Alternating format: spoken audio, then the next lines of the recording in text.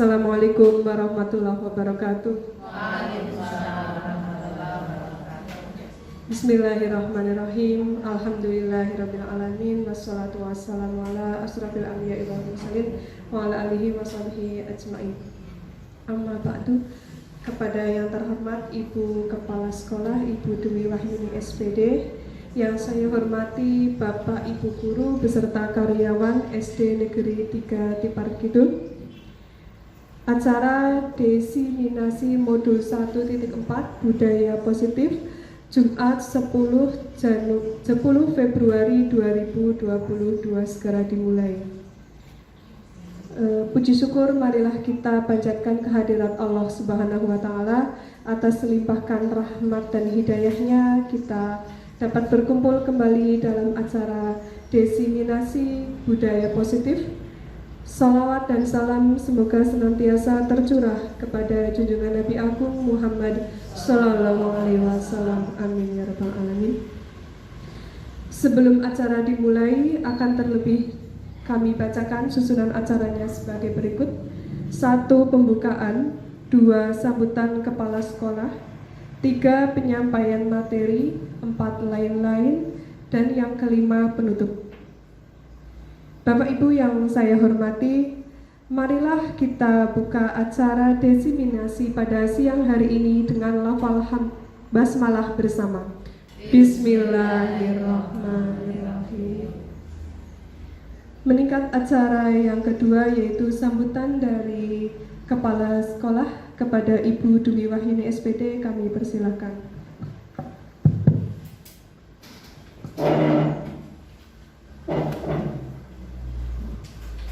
Terima kasih. Bismillahirrahmanirrahim. Assalamualaikum warahmatullahi wabarakatuh. Alhamdulillah wa syukurillah la haula wala quwata illa billah, amma ba'du.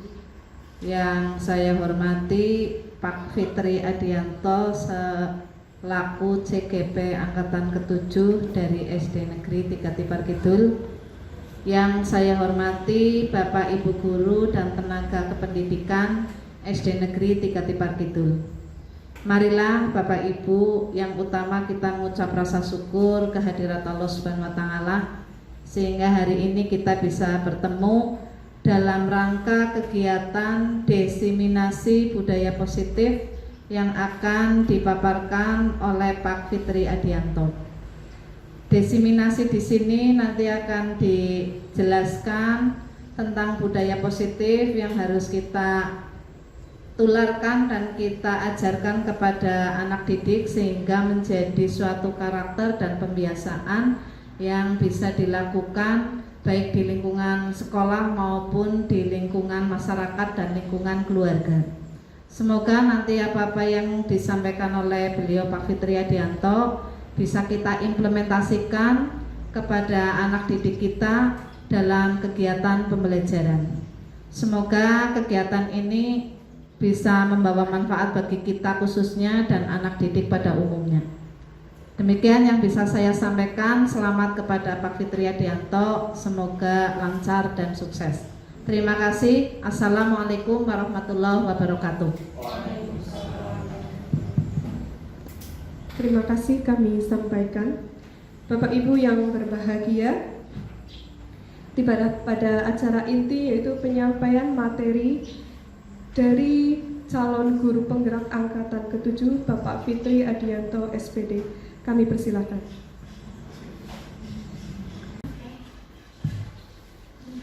Assalamualaikum warahmatullahi wabarakatuh. Pada Ibu Kepala Sekolah yang saya hormati, serta Bapak Ibu Guru SD Negeri 3 Tipar Kidul yang saya hormati pula.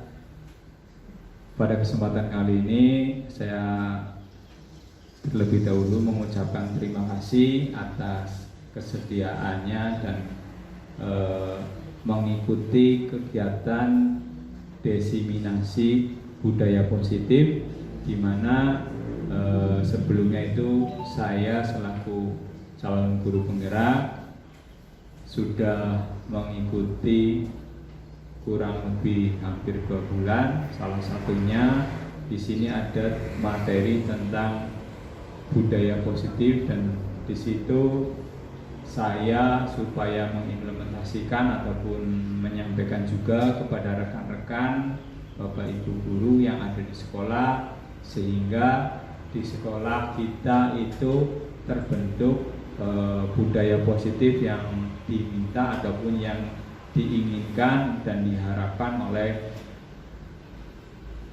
Dinas Pendidikan ataupun Kemdikbudristek, seperti itu Bapak Ibu. Izinkan saya berdiri di sini menyampaikan Bapak Ibu. Baiklah, untuk yang pertama, Assalamualaikum warahmatullahi wabarakatuh. Seperti biasa untuk program ataupun guru penggerak dan yang diharapkan Bapak Ibu. Jadi setiap kegiatan bukan hanya di program guru penggerak saja, tapi di sekolah juga diharapkan itu selalu mengikuti, bukan hanya salam tapi juga bahagia juga diikutkan. Jadi kalau kita bahagia, kita enjoy apa yang kita ikuti, pasti akan menghasilkan yang baik. Seperti itu, diharapkan seperti itu Bapak Ibu. Lanjut Bapak Ibu, nanti di kesempatan kali ini saya akan menyampaikan tentang budaya positif modul 1.4, di mana saya sudah mengikuti Bapak Ibu. Agenda kesempatan pada hari ini adalah salah satunya sudah disampaikan tadi oleh pembawa acara pembukaan, terus nanti kompetensi lulusan, kompetensi umum yang ingin dicapai. Dan nanti pada kesempatan kali ini saya menyampaikan apa itu budaya positif, nilai-nilai kebajikan universal, teori motivasi, hukuman dan penghargaan, serta restitusi. Selain itu juga saya akan menyampaikan keyakinan kelas, Bapak Ibu. Terus di dalam keyakinan kelas itu ada kebutuhan dasar manusia dan dunia berkualitas, serta restitusi. Nanti ada 5 posisi kontrol dan restitusi segitiga restitusi itu sendiri. Serta yang terakhir nanti ada refleksi. Ini Bapak Ibu kurang lebihnya kompetensi lulusan yang diharapkan. Ini mohon maaf mungkin ada acak presentasinya ini ternyata. Jadi nanti sama Bapak Ibu, kemarin saya sudah mengikuti, jadi saya sebagai calon guru penggerak itu memahami pentingnya untuk mengetahui kebutuhan belajar di lingkungan yang memfasilitasi seluruh individu di sekolah agar dapat nantinya itu meningkatkan kompetensi secara aman dan nyaman. Nah, di sini nanti juga komunitas sekolah untuk bersama-sama mengembangkan dan mewujudkan visi sekolah yang berpihak pada murid dan berlandaskan nilai-nilai kebajikan universal. Kemarin juga kita sudah bersama-sama Bapak Ibu tentang pendampingan 2 saya, kita sudah bareng-bareng tentang menyampaikan terkait hal-hal yang bagaimana yang seharusnya dilakukan seorang guru di dalam sekolah, sehingga nantinya itu diharapkan menghasilkan murid yang merdeka. Maksudnya merdeka adalah sesuai dengan yang diharapkan oleh murid, seperti itu Bapak Ibu. Untuk memahami konsep pendidikan menurut Ki Hajar Dewantoro dihubungkan dengan konsep budaya dan lingkungan positif di sekolah yang berpihak pada murid. Terus yang kedua, melakukan evaluasi dan refleksi tentang praktik disiplin dalam pendidikan Indonesia secara umum untuk mendapatkan pemahaman baru mengenai konsep disiplin positif untuk menciptakan murid dengan profil pelajar Pancasila. Yang ketiga, memahami peran guru sebagai guru untuk membangun budaya positif dengan menerapkan konsep disiplin positif dalam berinteraksi dengan murid. Tujuan ataupun capaian khususnya ini mendemonstrasikan pemahaman nantinya tentang teori kontrol nih. Nanti ada kurang lebih itu ada 3 Bapak Ibu. Ada 3 teori kontrol, 3 teori motivasi, terus nanti juga ada 5 kebutuhan manusia dan 5 posisi kontrol guru dan segitiga restitusi. Menerapkan strategi disiplin positif yang memerdekakan murid untuk menciptakan ekosistem sekolah dan berpihak pada anak. Terus menyusun langkah-langkah dan strategi aksi nyata yang efektif dalam mewujudkan kolaborasi dengan seluruh pemangku kepentingan sekolah agar tercipta budaya positif dalam pengembangan karakter murid. Yang keempat, bersikap reflektif dan kritis terhadap budaya di sekolah dan senantiasa mengembangkan sesuai dengan kebutuhan sosial dan emosional murid. Jadi nanti juga Bapak Ibu ini sebenarnya nyambung sekali dengan PMM nih Bapak Ibu. Di PMM juga kita belajar tentang hal ini Bapak Ibu.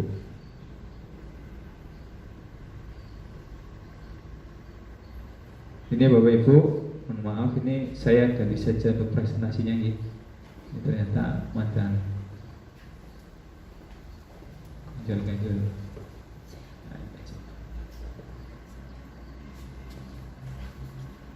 Nih. Nah ini contohnya Bapak Ibu, ada Elvina Purwati, masih perlu penjelasan lebih mendalam lagi terkait hukuman, konsekuensi dan restitusi. Ini contohnya Pak Ahmad Said Hidayat. Dalam konsep segitiga restitusi ini terdapat 3 langkah. Yang pertama adalah menstabilkan identitas, yang berikutnya adalah validasi tindakan yang salah, dan menanyakan keyakinan. Dari 3 langkah tersebut seolah-olah masalah yang ada di kelas bisa diselesaikan melalui segitiga restitusi. Padahal faktanya tidak sesimpel apa yang ada di segitiga restitusi tersebut. Pertanyaannya adalah bagaimana jika penyelesaian masalah tersebut dalam penerapan segitiga restitusi hanya stagnan pada tahapan menstabilkan identitas saja, tidak berlanjut pada validasi tindakan yang salah atau sampai pada menanyakan keyakinan, dikarenakan siswa tersebut masih tetap kukuh dan berargumen bahwa dirinya tidak salah.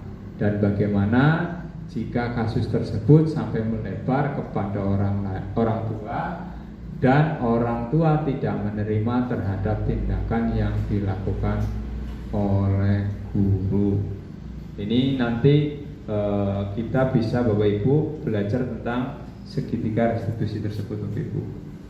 Nah dari sini Ika Wandania sarjana pendidikan Bapak Ibu, siapa saja yang dari hal tersebut itu memvalidasi siapa saja yang pihak-pihak yang bertanggung jawab terhadap budaya positif di sekolah, bagaimana menyikapi masalah perkelahian antara 2 siswa yang tidak diketahui oleh pihak sekolah dan berlanjut di luar sekolah, sehingga yang pertama kali tahu adalah orang tuanya.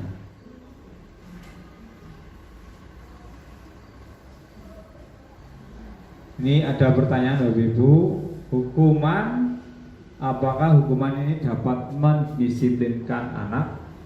Terus yang kedua, pemberian hukuman dengan hal positif seperti membaca atau membersihkan halaman sekolah ini dapat meningkatkan disiplin positif, memberi penghargaan, dapat meningkatkan motivasi belajar. Menurut Bapak Ibu bagaimana? Coba.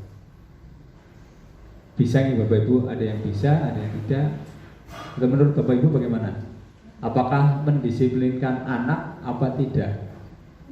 Untuk hukuman yang terkait misalkan melakukan kesalahan terus diberikan hukuman. Enggak nih. Ya. Tambah. Oke. Ya, nanti kita pelajari bersama ya Bapak Ibu. Jadi di sini nanti hukuman sebenarnya adalah bersifat hanya sementara ketika anak tersebut diberikan hukuman saja. Tapi ketika nanti sudah tidak, kadang anak tersebut sudah istilahnya kembali lagi seperti itu. Selain itu juga akan memberikan dampak tersendiri pada anak tersebut. Mungkin bisa saja nantinya itu yang misalkan saya yang memberikan hukuman, biasanya nanti akan saya dicap itu sebagai guru galak ataupun istilahnya dikenal kayak Pak Guru sudah melakukan seperti ini kepada saya, seperti itu. Mungkin bisa menjadi dendam juga seperti itu Bapak Ibu. Nah ini nanti ada disiplin positif, nilai-nilai kebijakan universal, teori motivasi hukuman, nanti akan disampaikan Bapak Ibu. Yang pertama tentang disiplin positif dan nilai-nilai kebajikan universal. Menurut paradigma ini ada kegiatan palan tangan. Jadi ada misalkan ada Anda dan teman Anda A dan B. Sobeklah secari kertas, tuliskan benda atau sesuatu yang sangat berharga untuk Anda. Letakkan di salah satu tangan Anda dan genggam benda sesuatu dengan segala daya. Buatlah sebuah kekepalan. Teman Anda B akan mencoba dengan sekuat tenaga dengan berbagai cara untuk meminta Anda memberikan benda tersebut. Apa yang terjadi?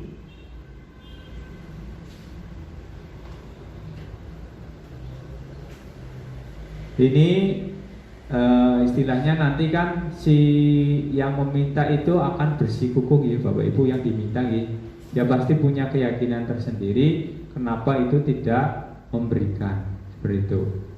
Itu nanti akan nyambung dengan anak Bapak Ibu. Ketika anak itu melakukan suatu kesalahan, kalau hanya ditanya biasa saja mungkin akan bersikukuh bahwa dia yang merasa benar Bapak Ibu. Ilustrasi kontrol ini ilustrasi guru mengontrol murid. Ilustrasi bahwa kritik dan membuat orang merasa bersalah dapat membuat karakter. Ilustrasi bahwa semua penguatan positif, efektif dan bermanfaat. Ilustrasi bahwa orang dewasa memiliki hak untuk memaksa. Nah di sini misalkan di stimulus nih Bapak Ibu, kita mencoba mengubah orang agar berpandangan sama dengan kita.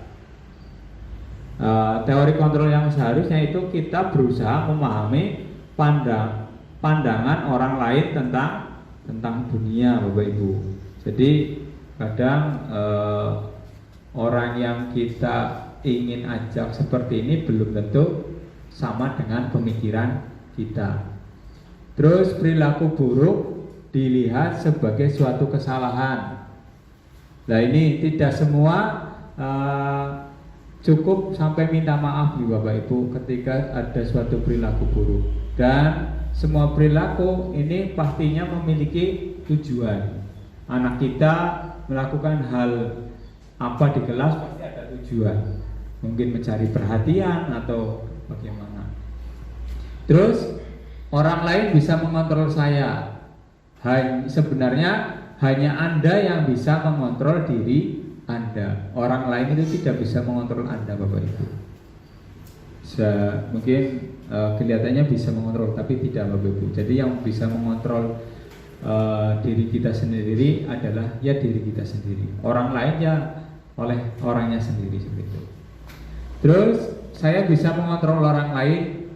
Di sini sudah saya sampaikan atas, tidak bisa Bapak Ibu. Jadi kita itu tidak bisa mengontrol orang lain. Mungkin ada yang sependapat nih, tapi tidak mungkin bisa mengontrol. Terus pemaksaan ada pada saat bujukan gagal.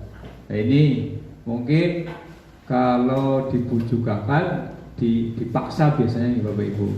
Misalkan anak supaya seperti ini, gak mau nanti harus dipaksa. Tapi seharusnya itu dikolaborasikan dan konsensus menciptakan pilihan-pilihan baru. Mungkin tidak harus dipaksa, tapi dialihkan, ditanyakan mungkin hal seperti apa yang sebaiknya dilakukan. Terus model berpikir menang atau kalah. Seharusnya ini model berpikir menang-menang nih Bapak Ibu. Dan untuk hal tersebut disiplin positif ini menurut teori kontrol William Glasser ini salah satunya yang pertama adalah Anda tidak bisa mengontrol orang lain, hanya Anda yang bisa mengontrol diri Anda. Maksudnya di dalam makna disiplin ini belajar kontrol diri dengan menggali potensi kita agar mencapai tujuan yang mulia, yaitu sesuatu menjadi seseorang yang kita inginkan berdasarkan nilai-nilai yang kita hargai. Maksudnya kita tidak mengontrol, tapi mungkin di sini lebih tepatnya mengajak agar nilai positif yang ada itu bisa dihargai bersama, seperti itu Bapak Ibu. Terus yang kedua, semua perilaku memiliki tujuan. Ya, jadi setiap anak ataupun setiap orang melakukan sesuatu pasti ada tujuannya. Bisa karena untuk menghindari hukuman, ya Bapak Ibu, anak tersebut mau melaksanakan, ya. Misalkan, mohon maaf, saya datangnya gasik, mungkin takut ada sanksi ataupun ada teguran. Bisa saja begitu, Bapak Ibu. Anak mau mengerjakan PR, bisa saja karena untuk menghindari hukuman dari Bapak Ibu guru. Terus yang kedua, untuk mendapatkan imbalan. Biasanya dari orang tuanya, kalau kamu juara 1, kalau kamu ranking peringkat 1 akan dikasih sepeda baru, mungkin seperti itu, gitu. Terus yang ketiga, untuk menghargai dirinya sendiri. Nah, ini yang paling utama itu di sini Bapak Ibu. Untuk menghargai dirinya sendiri, bukan karena dua hal di atas. Karena dengan adanya menghargai dirinya sendiri, nanti akan muncul nilai-nilai kebajikan universal, di mana nanti akan muncul keyakinan kelas. Maksudnya, karena dasarnya itu dia tahu saya itu pengen nopo, pengen pinter, pengen peringkat 1 karena pengen nantinya jadi bisa seperti ini. Jadi sudah ada kesadaran pada dirinya sendiri anak tersebut. Bukan karena itu tadi, bukan karena hanya pengen peringkat 1, pengen hadiah atau menghindari hukuman. Jadi sudah ada kesadaran dirinya sendiri. Begitu juga mungkin dengan hal yang lain, misalkan habis jajan. Kalau anak tersebut sudah ada menghargai dirinya, tahu bahwa buang sampah itu mungkin jadi menyebabkan hal yang tidak baik nantinya kalau jumlahnya semakin banyak di Bapak Ibu, dia pasti akan membuang sampah pada tempatnya. Beda dengan anak yang istilahnya karena takut hukuman. Mungkin kalau ada gurunya, buang sampahnya langsung di tempat sampah. Tapi kalau tidak ada gurunya, ya mungkin langsung dibuang sendirinya, seperti itu Bapak Ibu. Itu. Terus yang berikutnya, yang ketiga, teori kontrol yang ketiga, yaitu adanya model berpikir menang-menangan, kolaborasi dan konsensus menciptakan pilihan-pilihan baru. Yang pertama adalah penghukum. Nah ini jadi nanti kita sebagai guru itu akan ada 5 posisi kontrol nih Bapak Ibu. Ada sebagai penghukum, ada sebagai pembuat rasa bersalah, ada sebagai teman, ada sebagai pemantau, ada juga sebagai manajer. Yang paling bagus itu sebenarnya adalah yang kelima Bapak Ibu, tingkatan yang kelima, yaitu sebagai manajer. Yang nantinya kalau sebagai manajer itu budaya positif ataupun disiplin positif yang kemarin sudah saya lakukan, itu nanti akan menuju ke segitiga restitusi. Dimana nanti seketika restitusi itu ada 3 tahapan. Jadi menstabilkan identitas, alias di sini tidak langsung menyalahkan anaknya, tapi dilihat titik masalahnya seperti apa, terus divalidasi kebutuhannya, kenapa kok anak tersebut sampai melakukan pelanggaran tindakan itu. Terus menanyakan keyakinan. Nah, di sini berarti keyakinan kelasnya mungkin sudah disepakati, salah satunya tidak boleh melakukan hal tersebut supaya anak kembali ingat.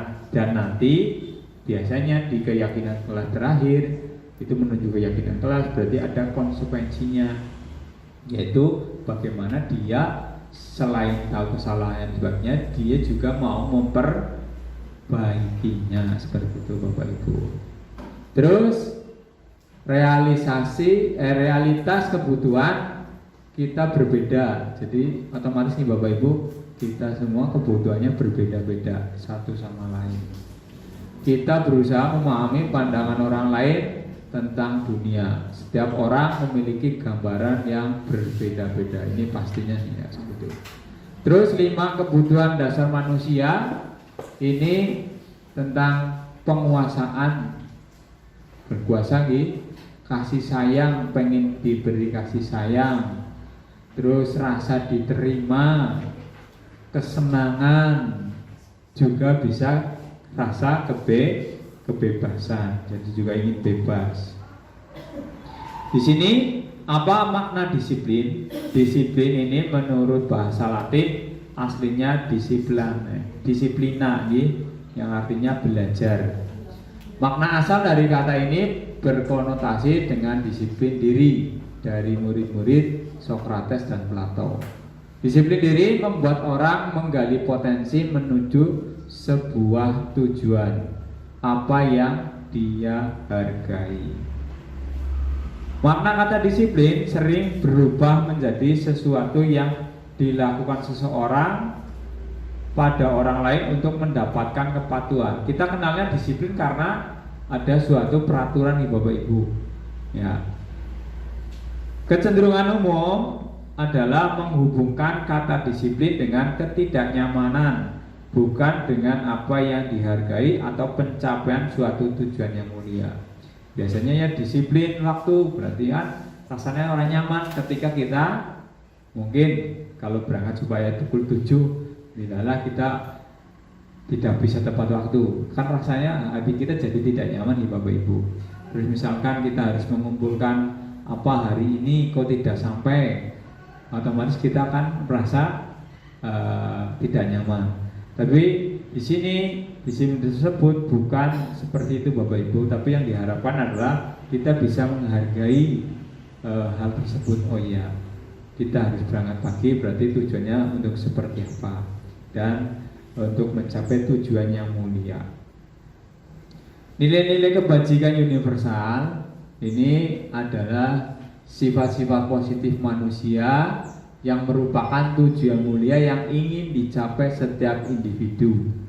Nilai-nilai tersebut bersifat universal dan lintas bahasa, suku, bangsa, agama maupun latar belakang. Setiap perilaku atau perbuatan memiliki suatu tujuan, pastinya Bapak Ibu. Kita berpakaian saja, berpakaian rapi pasti punya tujuan nih Bapak Ibu. Ya, supaya apa Bapak Ibu? Supaya enak dipandang, supaya pantas. Coba kalau kita ke sekolah, istilahnya yang ibu-ibu gitu biasanya gitu, tidak pakai make up, mungkin kagum ibu-ibu, enggak istilahnya kurang nyaman gitu gitu. Nah, itu pastinya kurang percaya diri pastinya. Dengan mengaitkan nilai-nilai kebajikan yang diyakini seseorang, maka motivasi intrinsik akan terbangun sehingga menggerakkan motivasi dari dalam untuk dapat mencapai tujuan yang diinginkan. Ini sebenarnya supaya motivasi yang ada di dalam itu terbangun Bapak Ibu. Nilai-nilai kebajikan yang diinginkan oleh setiap anak Indonesia kita kenal dengan yang namanya profil pelajar Pancasila yang kita sering dikumandangkan Bapak Ibu Yang pertama adalah beriman, bertakwa kepada Tuhan Yang Maha Esa, dan berakhlak mulia. Pastinya nih Bapak Ibu, anak yang kita didik, anak yang kita ajar memiliki hal tersebut. Begitu juga yang kedua, mandiri. Mungkin ini anaknya masih apa-apa serba ibunya. Mungkin ini sering yang kita lihat kan ada nih Bapak Ibu di kelasnya Bu Sangada, ternyata masih ada yang belum mandiri. Bu Sangada pasti menginginkan anak tersebut mandiri Ibu. Iya. Jadi pastinya ya salah satunya kalau kelas rendah kan rata-rata ada yang masih ditungguin, tidak berani seperti itu Bapak Ibu. Terus bernalar kritis. Kalau bernalar kritis mungkin ini lebih tepatnya nanti anaknya sudah rada kelas tinggi. Tapi kalau kelas rendah ada jauh lebih bagus seperti itu Bapak Ibu. Terus berkebinekaan global, bergotong royong dan kreatif. Nah ini insya Allah kalau anak didik kita sudah memiliki profil pelajar Pancasila dari kelima ini keenam dari keenam ini sudah sangat bagus. Walaupun hanya separuh juga sebenarnya sudah sangat baik nih Bapak Ibu. Ya. Selanjutnya Bapak Ibu, eksplorasi konsep tentang teori motivasi, hukuman, penghargaan, dan restitusi. Ini ada tiga teori motivasi perilaku manusia. Yang pertama ada motivasi eksternal. Eksternal berarti dari luar Bapak Ibu, yaitu untuk menghindari ketidaknyamanan hukuman. Apa yang akan terjadi apabila saya tidak melakukannya? Tuh biasanya itu muncul pertanyaan seperti itu. Jadi itu motivasi eksternal. Yang kedua ada motivasi eksternal lagi. Yang kedua untuk mendapat imbalan. Untuk mendapat imbalan dari orang lain, hadiah ataupun sudah diiming-imingi mau diajak kemana seperti itu, atau nilai bagus, ataupun Bapak Ibu guru biasanya yang kelas 1 atau kelas 2 biasanya sudah disiapkan bintang dulu gitu kan. Nah itu bisa saja nanti muncul yang namanya di sini Bapak Ibu motivasi eksternal.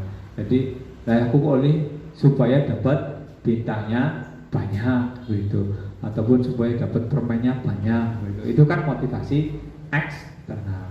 Dan yang ketiga ini ada motivasi internal yang menjadi tujuan disiplin positif, yaitu untuk menghargai dirinya sendiri, menjadi insan sesuai dengan harapan kita sebagai guru, sebagai tenaga pendidik. Contohnya karena di sini adalah saya akan menjadi orang yang seperti apabila saya melakukannya. Jadi sudah ada pada dirinya sendiri, bukan dari orang lain. Selanjutnya merdeka. Merdeka itu menurut Ki Hajar Dewantara itu artinya tidak hanya terlepas dari kata perintah, akan tetapi juga tak cakap buat memerintah diri sendiri. Dihukum oleh penghargaan, bahwa penghargaan berlaku sama dengan hukuman, dalam arti meminta atau membujuk seseorang melakukan sesuatu untuk memenuhi suatu tujuan tertentu dari orang yang meminta atau membujuk. Dorongan eksternal dan akan ada faktor ketergantungan. Jadi kalau penghargaan itu sama hampir sama dengan hukuman Bapak Ibu nantinya. Ini beberapa dampak dari pemberian penghargaan menurut Alvin Kohn. Ini yang pertama adalah pengaruh jarak pendek dan jarak panjang. Jangka pendek, jangka panjang, mohon maaf. Maksudnya di sini mungkin jangka pendeknya anak tersebut manut ngikut Bapak Ibu. Tapi jangka panjangnya mungkin tidak, karena mungkin tidak ada penghargaannya, orang tidak mau lah seperti itu. Ya tidak. Kalau ya ini Bu Guru kasih permen mungkin aktif, Tapi kalau tidak ada penghargaan tersebut, anak ditanya itu mungkin diam saja. Terus penghargaan menghukum. Nah ini maksudnya bagi anak yang tidak meraih itu otomatis seperti menghukum. Banyung kuruli bintang si citok seperti itu Bapak Ibu. Ya kan menghukum dirinya sendiri sampai dia kenapa sih sampai tidak mendapat bintang tersebut. Terus penghargaan mengurangi ketepatan. Jadi kurang tepat. Yang keempat, penghargaan tidak efektif. Ya, tidak efektifnya tadi nyambung ke yang tadinya Bapak Ibu, anaknya nanti akan menjadi ketergantungan. Dan juga penghargaan ini akan merusak hubungan. Mungkin kalau kita tidak diberi penghargaan, nanti akan hubungannya menjadi jauh. Biasanya dihargai, oh kamu hebat, kamu bagus, tapi suatu ketika tidak diberi penghargaan seperti itu, mungkin anak tersebut menjadi kenapa sih Bu Guru kok tidak mau memberi hadiah kepada saya, begitu. Dihukum oleh penghargaan yang berikutnya adalah penghargaan menurunkan kualitas. Jadi berkualitas ketika ada penghargaan dia mau cepet, tapi kalau enggak akan ngantuk. Terus penghargaan akan mematikan kreativitas juga. Penghargaan juga akan mengurangi motivasi intrinsik karena adanya motivasi ekstrinsik, yaitu berupa penghargaan tersebut bukan berasal dari dirinya sendiri. Bentuk program kebajikan atau apresiasi ini dalam memberikan apresiasi atau pengakuan perlu diingatkan beberapa hal. Yang pertama adalah pemberian pengakuan secara khusus, secara pribadi, semua murid konsisten dan fokus pada proses. Contoh pengakuan kebajikan, mungkin yang pertama itu kemarin di pembukaan kemarin saya perhatikan. Nilai kebajikannya mungkin rasa empati besar sekali. Terus situasinya pada saat menolong murid baru di kelas kita. Terus yang kedua menghargai, itu termasuk nilai kebajikannya kepedulian. Situasinya bisa pada saat membantu teman-teman di tugas kelompok. Terima kasih itu bisa memunculkan nilai kebajikan berupa rasa tanggung jawab. Contohnya pada saat memungut kertas yang berserakan di lantai. Hukuman atau konsekuensi. Nah ini maksud saya lagi Bapak Ibu. Oke. Jadi hukuman dan konsekuensi itu berbeda Bapak Ibu. Hukuman itu sesuatu yang menyakitkan pastinya jika terjadi. Sedangkan konsekuensi itu sesuatu yang harus terjadi karena ada yang sudah kita sepakati. Terus membuat anak sakit baik fisik maupun hatinya untuk jangka waktu yang lama. Sedangkan nanti konsekuensi ini membuat anak merasa tidak nyaman dalam jangka waktu pendek. Terus anak yang ketiga, anak membenci kedisiplinan. Kalau konsekuensi nanti anak akan menghargai kedisiplinan tersebut. Kalau hukuman pastinya adalah suatu paksaan, sedangkan konsekuensi adalah stimulus atau tanggapan dari hal yang terjadi. Terus mendorong anak menjadi menyakiti dirinya sendiri. Sedangkan konsekuensi ini mendorong anak akan menyesuaikan diri. Hukuman nanti akan menjadi konsep diri yang buruk, sedangkan konsekuensi adalah menjadi konsep diri yang baik. Kehukuman juga akan menjadikan anak belajar untuk menyembunyikan kesalahan. Sedangkan konsekuensi ini anak akan menjadi akan peraturannya ada otomatis. Kalau hukuman, anak dihukum pasti akan merasa marah, merasa bersalah, dipermalukan, tidak dihargai. Sedangkan konsekuensi akan kehilangan hak, dibuat tidak nyaman, diasingkan untuk sementara atau time out. Tapi untuk sementara. Dan ini adalah perbedaan antara hukuman dan konsekuensi. Yang selanjutnya adalah restitusi. Sudah tahu Bapak Ibu restitusi nih? Apa baru dengar? Baru dengar nih. Ya, bareng-bareng ya Bapak Ibu. Restitusi adalah proses menciptakan kondisi bagi murid untuk memperbaiki kesalahan mereka, sehingga mereka bisa kembali pada kelompok mereka dengan karakter yang lebih kuat. Biasanya ini jarang dilakukan di Bapak Ibu. Mungkin seringnya kalau anak salah ya kita langsung berikan hukuman saja nih Bapak Ibu, tapi tidak nantinya kembali ke anak itu merasa nantinya memperbaiki. Itu tidak. Biasanya hanya rusak hukum sudah. Malahan sering terjadi yang sering berkelahi ya tetap saja sering berkelahi, yang tidak mengerjakan tugas ya seperti itu tetap saja. Tapi insya Allah nanti dengan restitusi berbeda Bapak Ibu. Restitusi juga merupakan proses kolaborasi yang mengajarkan murid untuk mencari solusi untuk masalah mereka dan membantu murid berpikir tentang orang seperti apa yang mereka ingin menjadi tujuan dunia tersebut, dan bagaimana mereka harus memperlakukan orang lain. Ini menurut Gosen tahun 2004. Nah, identitas gagal ini karena hukuman ya Bapak Ibu. Kalau dihukum pasti akan merasa menyakitkan, tapi kalau konsekuensi itu akan terjadi.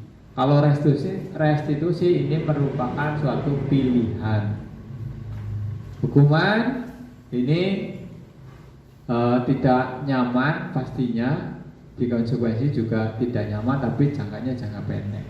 Sedangkan restitusi nanti diharapkan akan menguatkan kepada murid, bukan tidak nyaman, tapi menjadikan murid itu menjadi kuat. Terus kalau di hukuman, anak menjadi korban mendapat keadilan. Sedangkan di konsekuensi ini korban bisa diabaikan. Sedangkan restitusi korban mendapat ganti. Di hukuman murid akan tersakiti, sedangkan di konsekuensi tidak nyaman. Di restitusi ini akan mendapat penguatan, sama kita dengan yang atas. Terus yang dihukuman bersifat pasif dan perilakunya juga agresifnya meningkat, semakin malah tambah menjadi. Sedangkan konsekuensi nanti penguatan hanya bertahan dalam jangka pendek. Sedangkan melalui restitusi nanti permasalahan diharapkan itu bisa terpecahkan. Sistemnya ini tidak akan berjalan bila murid tidak takut. Terus konsekuensinya, kalau konsekuensi ini memerlukan monitoring atau supervisi dari guru. Sedangkan restitusi nanti anak akan belajar bertanggung jawab atas perilakunya yang telah dilakukan. Kalau hukuman ini berlaku hanya pada sebuah institusi, tidak berlanjut pada kehidupan nyata. Konsekuensi ini membantu penerapan peraturan dalam masyarakat. Sedangkan restitusi nanti fokus pada pemecahan masalah dalam jangka panjang.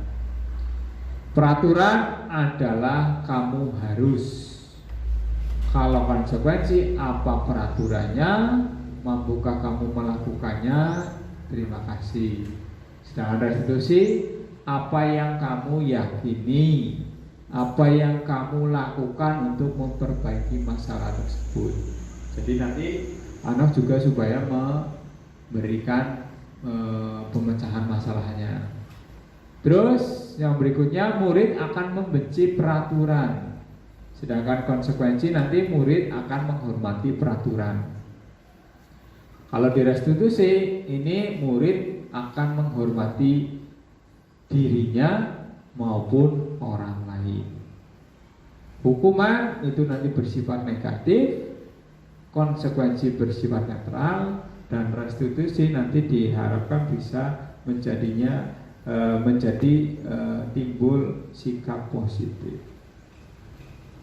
Ciri-ciri restitusi ada 9 Bapak Ibu. Yang pertama, bukan untuk menebus kesalahan, namun untuk belajar dari kesalahan. Jadi adanya restitusi itu bisa dilakukan 2 orang, ya, maksudnya dengan pelaku dan kita sebagai gurunya.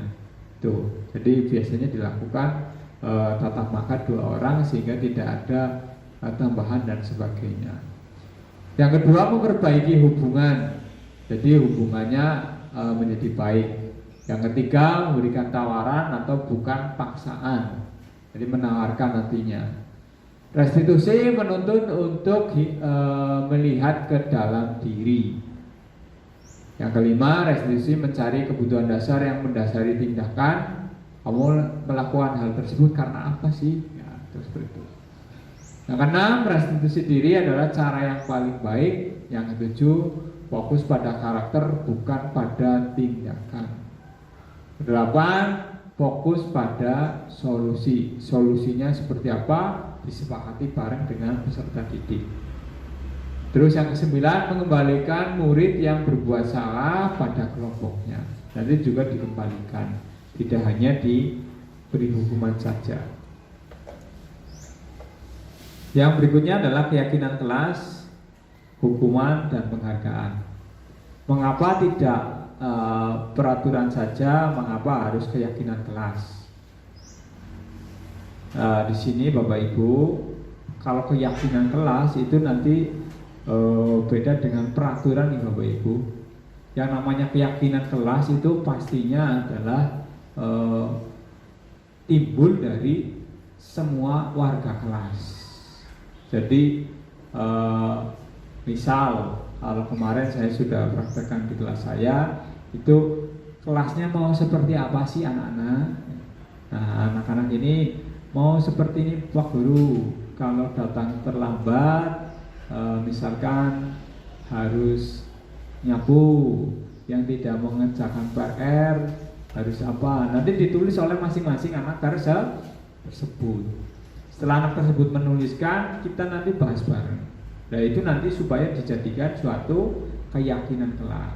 Nah, keyakinan kelas berarti nanti anak sudah tahu di mana apa yang dia lakukan itu sesuai apa tidak dengan keyakinan yang sudah dipahami bersama. Sehingga nanti akan memudahkan kita dalam pembelajaran seperti itu yang diharapkan seperti itu.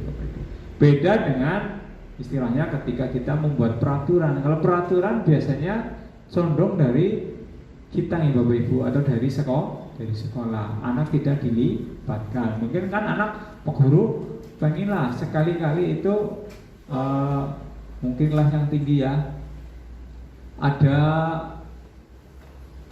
belajar dengan Chromebook, itu kan bisa nih Bapak Ibu.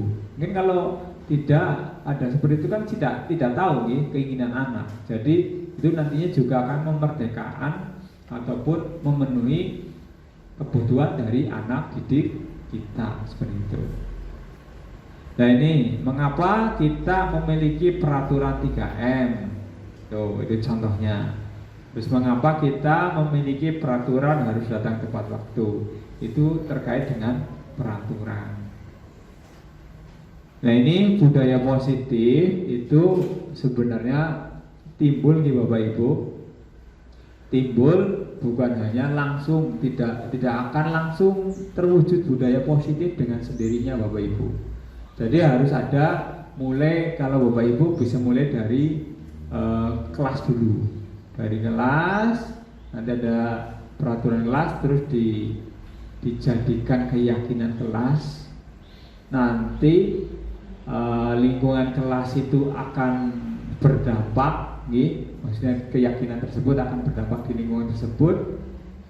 Nanti anak yang tadi ini karena oh ya sudah tahu kemarin sudah diyakini seperti ini, maka anaknya diharapkan sudah memiliki sikap yang baik, dan nanti dari kelas tersebut bisa berdampak kepada lingkungan yang lain, lingkungan otomatis lingkungan sekolah.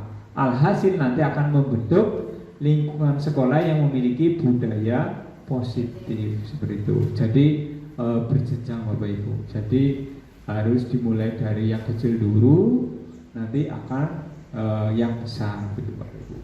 Budaya positif tidak akan mungkin bisa dari yang besar dulu langsung jadi yang besar nih Bapak Ibu, tidak bisa. Harus dari yang terkecil dulu.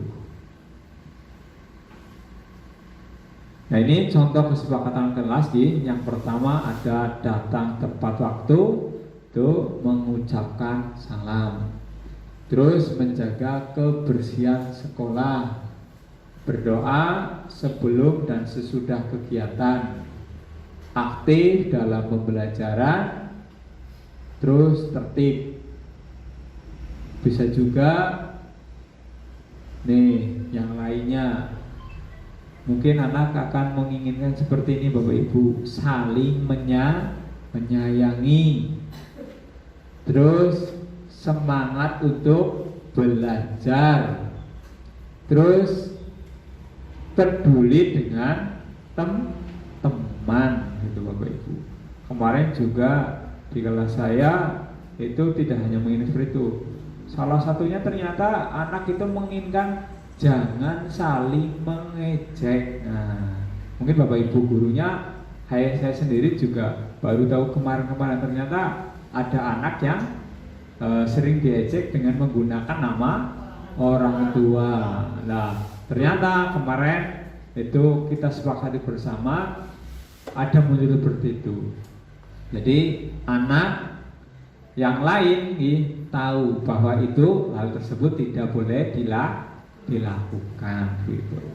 Banyak nantinya akan timbul hal yang menurut kita itu tidak ada, tidak bermasalah, tapi ternyata menurut anak itu yang mereka inginkan. Jadi dengan adanya kesepakatan kelas itu bisa diharapkan memerdekakan keinginan daripada siswa kita Bapak Ibu.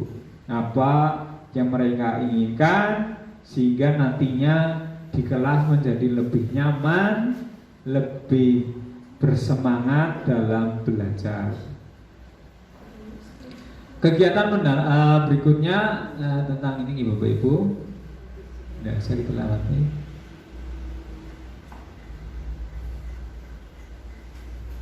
Nah, ini selalu kembali ke buku, kembalikan buku ke tempatnya.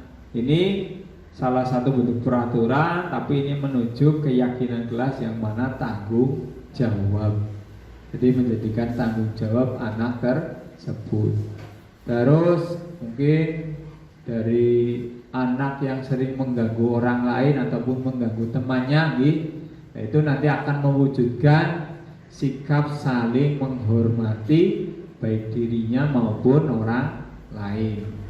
Terus hadir di sekolah lebih asik nih berarti, ataupun sebelum bel berbunyi, berarti nanti kaitannya adalah menghargai orang lain, komitmen pada tujuan ataupun komitmen pada dirinya sendiri untuk menjadi anak yang memiliki disiplin baik nih Bapak Ibu. Yang keempat, dilarang melakukan kekerasan, yang artinya nanti akan menuju keselamatan dan juga menghormati orang lain. Terus dilarang menggunakan narkoba. Nah, ini alhamdulillah tidak ada insya Allah nih Bapak Ibu. Ini akibatnya nanti akan menuju ke kesehatan diri. Bergantian atau menunggu giliran antri nanti akan menjadikan keyakinan bahwa itu adalah menghormati orang lain. Kalau filatri di belakang berarti kita menghormati yang di depan. Ataupun kita melatih kesabaran. Menggunakan masker. Kalau kemarin di COVID ya Bapak Ibu, berarti kita menjaga terkait dengan supaya kita sehat, supaya kita selamat. Berjalan, jangan berlari di kelas ataupun koridor. Ini tujuannya adalah untuk keselamatan dan keamanan. Biasanya anak-anak didik kita kalau larian itu karena saking keasikannya lupa akan keselamatan maupun keamanan pada dirinya sendiri. Kebutuhan manusia, Bapak Ibu, itu ada 5. Yang pertama adalah cinta kasih ataupun rasa memiliki dan dimiliki. Pastinya nih Bapak Ibu, kita juga pengen disayangi oleh keluarga kita, oleh anak kita, gitu nih Bapak Ibu.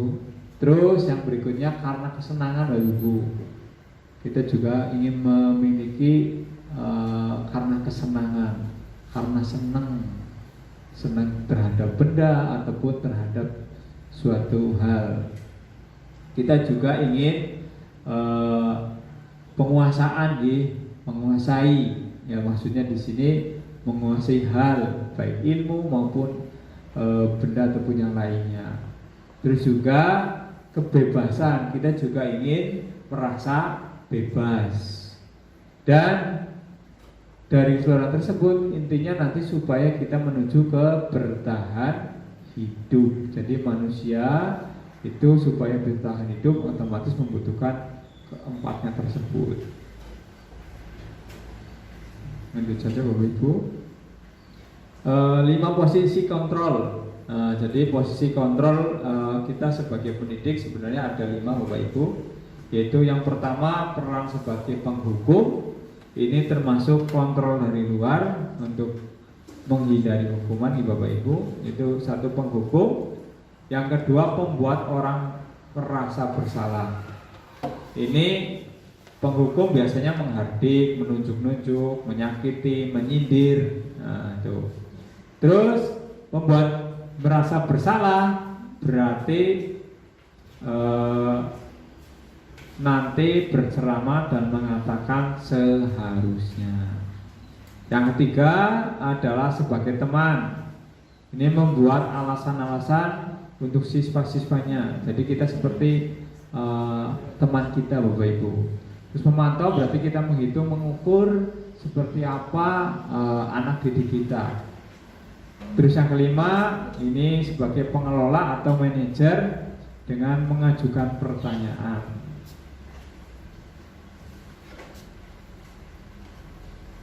Ini untuk hasilnya kalau menghukum itu akan siswanya akan memberontak, akan menyalahkan orang lain dan mungkin bisa saja berbohong. Dan juga di sini siswanya ini akan meletakkan guru di luar dunia ataupun berkualitas. Terus pembuat orang bersalah ini akan menyembunyikan ataupun menyangkal dan juga berbohong nanti siswanya.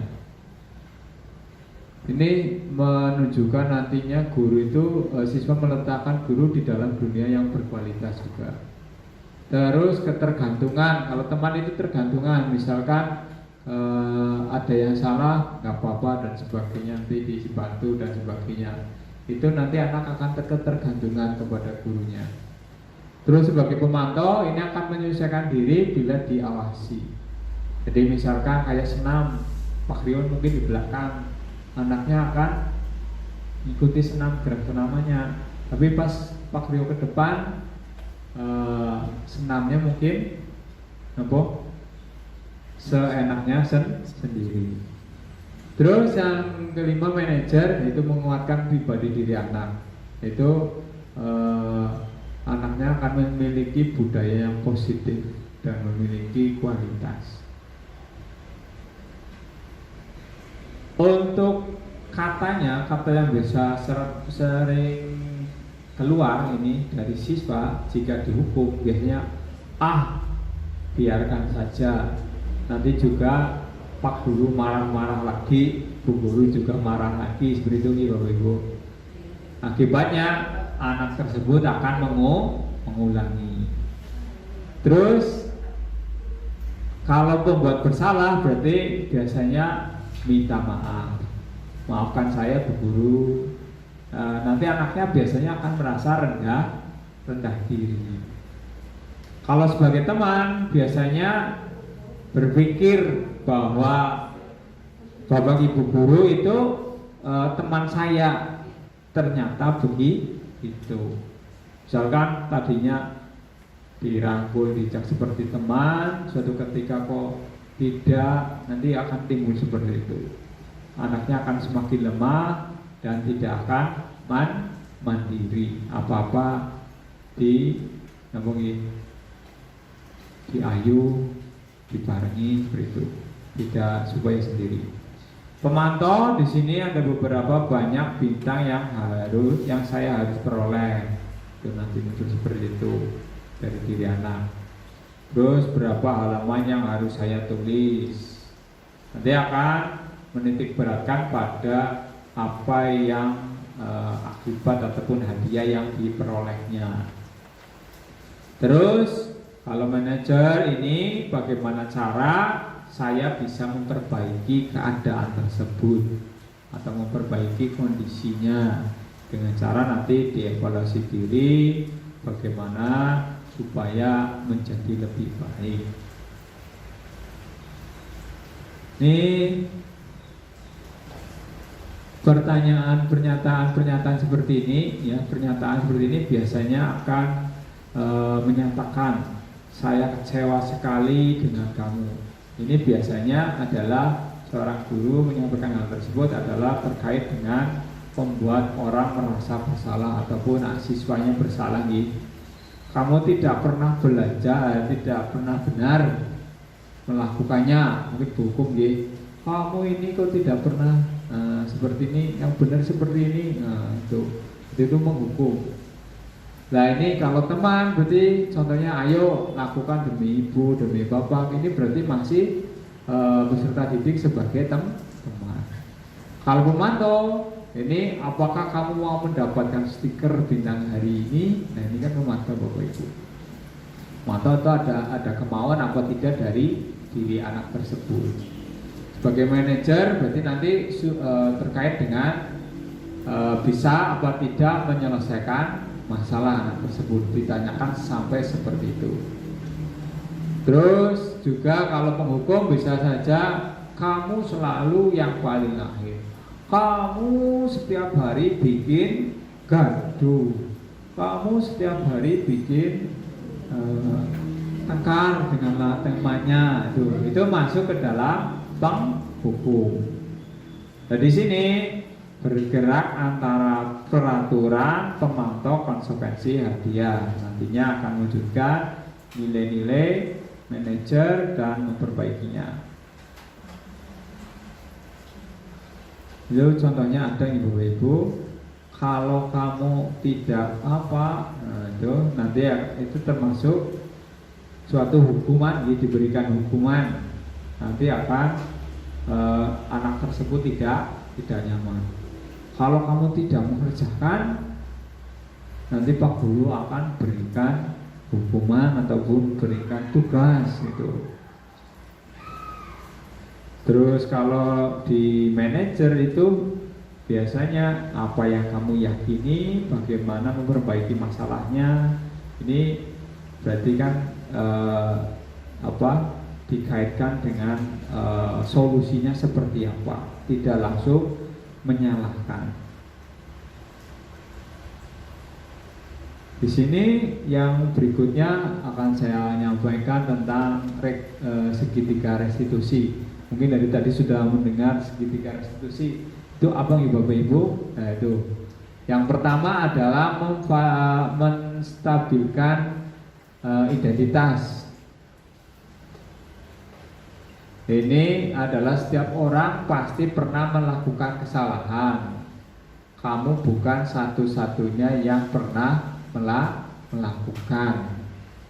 Terus divalidasi tindakan yang salah. Yang salah seperti apa? Kamu tentu punya alasan mengapa melakukan. Terus adakah cara yang lebih efektif untuk mendapatkan apa yang kamu butuhkan? Terus terkait dengan yang ketiga adalah menanyakan keyakinan. Ditanyakan keyakinan ataupun nilai-nilai yang telah disepakati. Terus nantinya kamu ingin menjadi orang seperti apa? Jadi muter nih Bapak Ibu. Jadi ada tahapannya. Jadi ditanyakan dulu, disampaikan kalau si A misalkan melakukan kesalahan, berarti ya nggak apa-apa, kamu melakukan kesalahan, berarti nanti ditanyakan ada alasannya apa? Nah itu digali,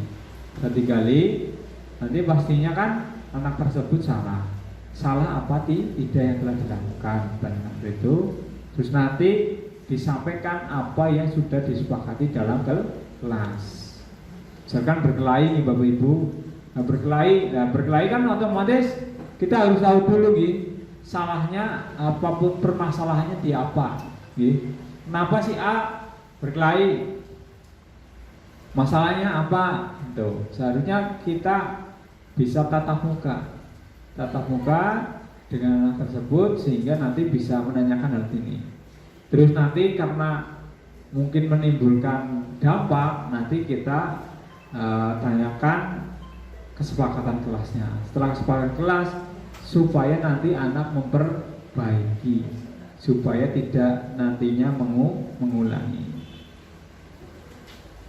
Untuk membuat anak yang merasa gagal karena berbuat salah menjadi positif terhadap dirinya, itu dengan menstabilkan identitasnya, yaitu nanti kita tanyakan berbuat salah itu, menyampaikan dulu berbuat salah itu hal yang manusiawi, tidak ada manusia yang sempurna.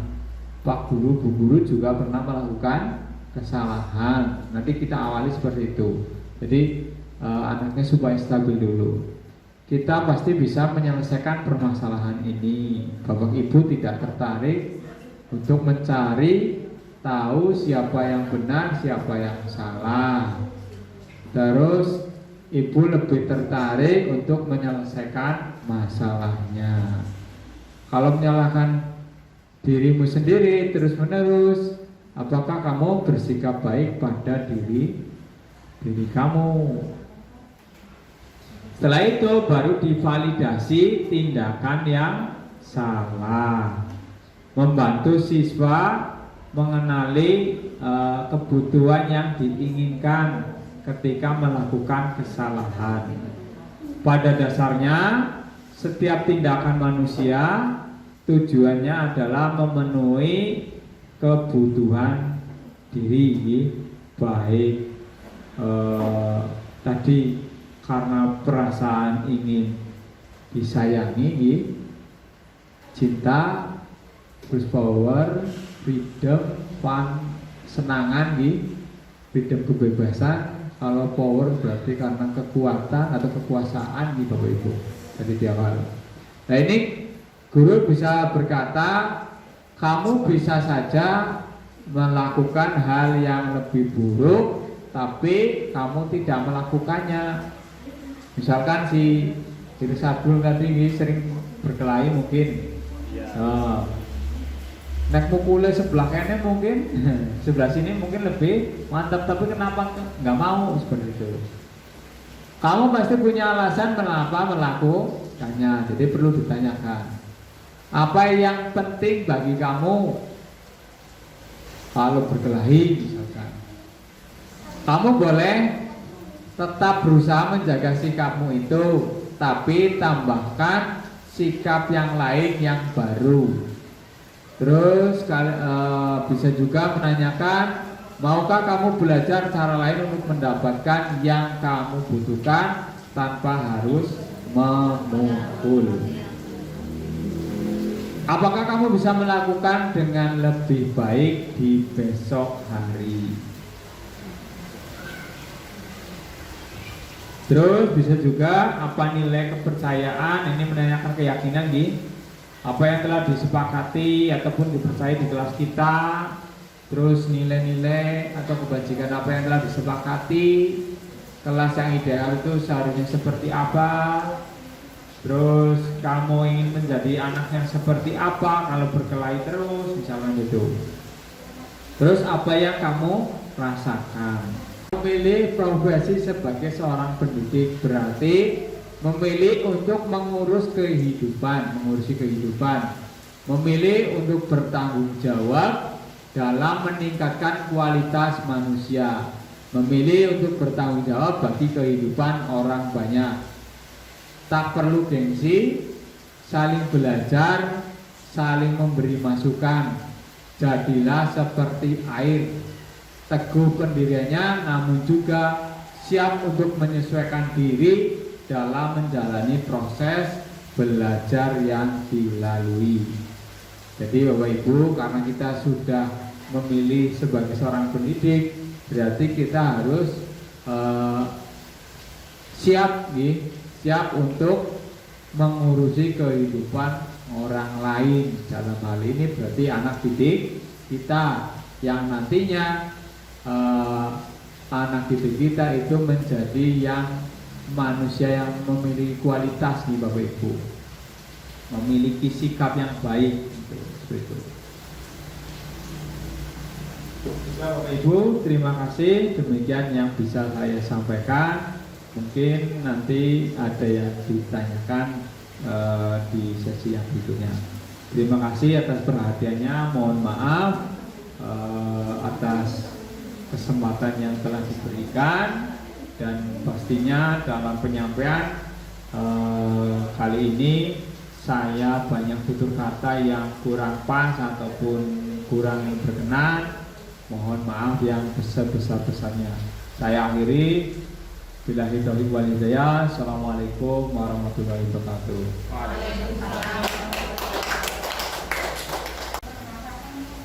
Terima kasih atas penyampaian yang sangat mendetail dan sangat menarik. Bapak Ibu yang berbahagia, pada sesi berikutnya yaitu acara lain-lain.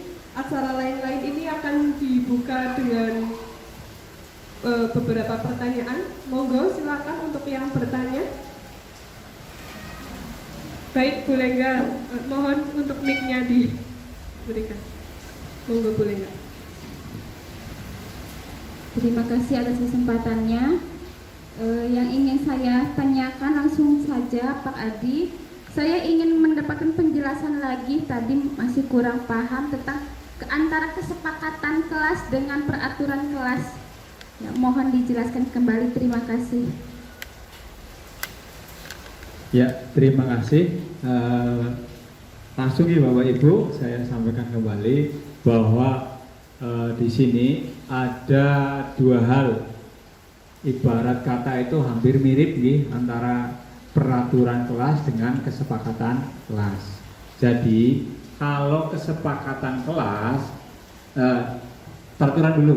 Kalau peraturan itu lebih cenderung kita yang buat ataupun dari sekolah. Jadi sudah paten, sudah ada begitu.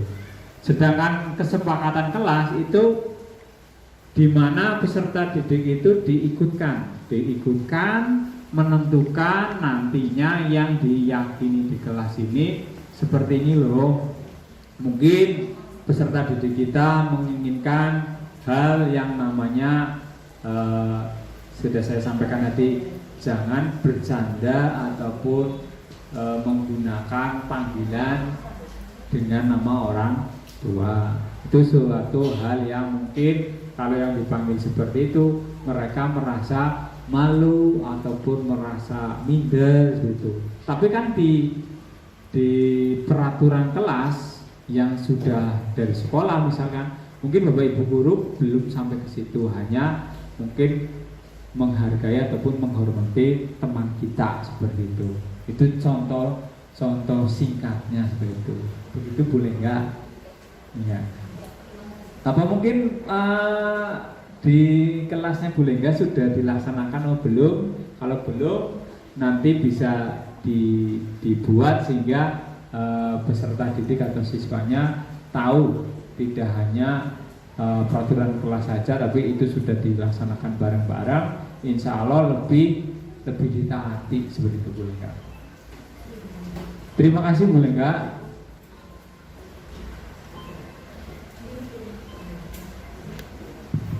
Terima kasih. Untuk penanya berikutnya,